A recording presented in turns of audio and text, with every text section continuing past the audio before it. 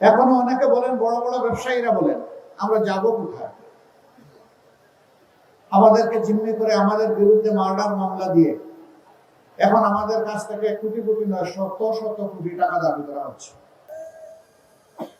আফসোস, আমরা যারা 15.5 বছর আওয়ামী জাহিলিয়াতের জাতাকলে পিষ্ট ছিলাম, বিভিন্ন রাজনৈতিক দল, আলিম ওলামা, সাংবাদিক বন্ধুগণ, সুশীল সমাজের সদস্য, কৃষক, শ্রমিক, মোটে মাঝি, যারাই ছিলাম, এর মধ্যে একটা অংশ এই মজলুম অবস্থার পরিবর্তন করে রাতারাতি তারা জালিমের ভূমিকায় অবতীর্ণ হয়ে গেল।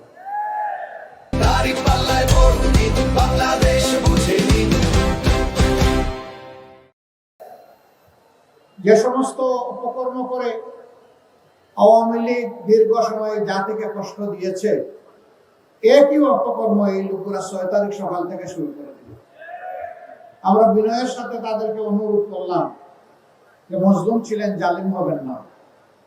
মজলুমের কষ্ট তো বুঝার কথা, এখন মানুষকে কষ্ট দিচ্ছেন কেন? কিন্তু না, আমরা লক্ষ্য করলাম বেপরোয়া গতিতে চাঁদাবাজি, দখলবাজি, মামলাবাজি শুরু হয়ে গেল। এখনো অনেকে বলেন, বড় বড় ব্যবসায়ীরা বলেন, আমরা যাব কোথায়? আমাদেরকে জিম্মি করে আমাদের বিরুদ্ধে মার্ডার মামলা দিয়ে এখন আমাদের কাছ থেকে কোটি কোটি নয়, শত শত কোটি টাকা দাবি করা হচ্ছে। কারা দাবি করছে জানেন? এই 15.5 বছর যারা বাংলাদেশের মাটিতে ছিলেন না, পালিয়ে গিয়ে অন্য কোনো জায়গায় নিরাপদ আশ্রয় গ্রহণ করেছিলেন, ফিরে এসে তারাই সেই মামলা বাণিজ্য করছে।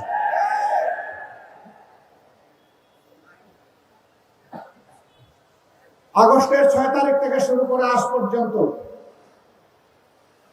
2026 সালের আজকে ফেব্রুয়ারি মাসের 8 তারিখ এই পর্যন্ত এই অপকর্ম যারা শুরু করেছিল তারা এই অপকর্ম বন্ধ করে নাই।